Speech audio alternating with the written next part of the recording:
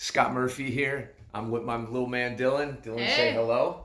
Okay, today we're going to go over just some ways in which to keep the low back safe, particularly when the trunk is horizontal. I see a lot of posts of people doing bent over dumbbell rows, like with their hand on a chair, for example. If I may have that dumbbell, Dylan, thank you.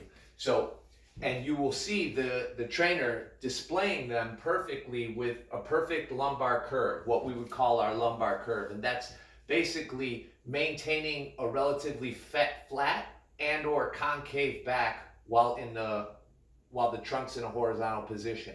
However, many of you who may not have body awareness conducive to that, and believe me, it's a pretty common thing for people to assume a rounded back once their trunk is horizontal.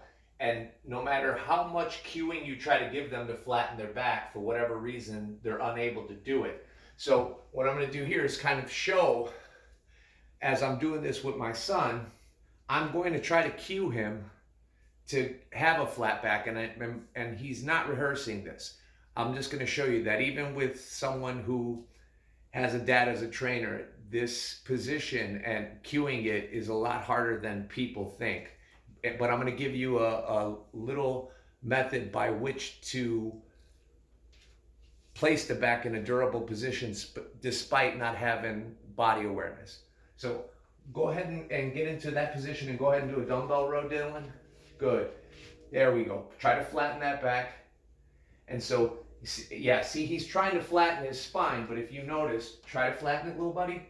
So he's able to flatten up here. However, the lumbar spine, which is most vulnerable, is remaining flexed. And go ahead and row. And just so you guys are aware, the most common mechanism of disc herniation is flexion of the spine along with compression and rotation. So we've got all that here with a one-arm dumbbell row. And it's despite that, it's an exercise that's highly recommended. And it is a good exercise.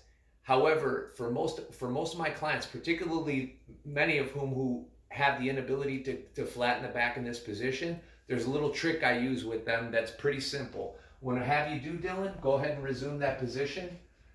Put your left leg in the air. There we go. Now you see what happens with his left leg in the air. The back flattens quite a bit more, despite the fact that he didn't have the body awareness to do it without the leg in the air. So go ahead and do the row now. And you see his back's in a much more durable position. So hopefully you guys find that helpful, and feel free to leave a comment indicating whether or not it helped. Thanks so much. I'll talk to you later. Bye-bye.